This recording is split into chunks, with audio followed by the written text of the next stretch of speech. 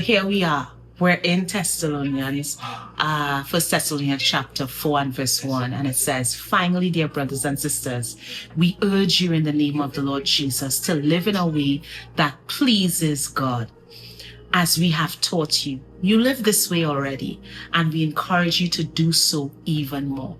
So Paul is encouraging those to live in a way that pleases God.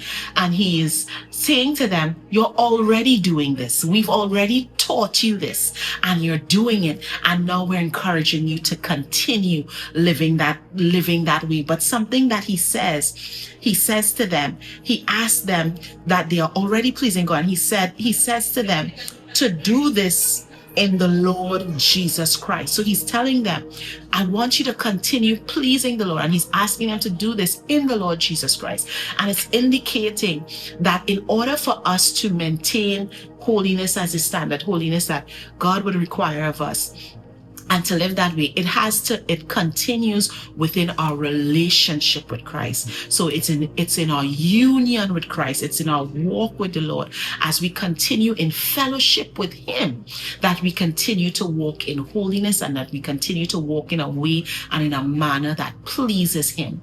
And so it's important, even as we go out and we teach others about Jesus Christ, that we too continue to walk in a way that is pleasing to God, though we may already be doing it, to continue in that. How do I do that? I have to continue in relationship, in fellowship with Christ. And it is in my continued union with Christ, my continued walk and fellowship with Christ, my continued searching his word, reading his words, my continued time in prayer and worship, and my continued communion with him, that I'm able to continue living a life that's pleasing to him. And I'm not doing this in myself, in my own strength, in my own power, but I'm doing this through the power of Jesus Christ. And he is helping me, enabling me to honor him. So he gives that encouragement. Continue to do it. You're doing it already. Continue to do it. And this morning I'm encouraging you. You're already doing it, but continue to do it. Continue to honor God. Continue to walk in a manner that pleases him.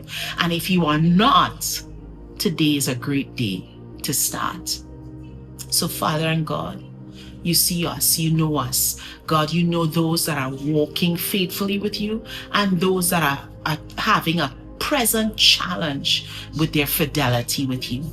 I pray, God, that you intervene in both situations. Those that are walking faithfully with you, that you would continue to keep them, continue to encourage them to walk faithfully with you.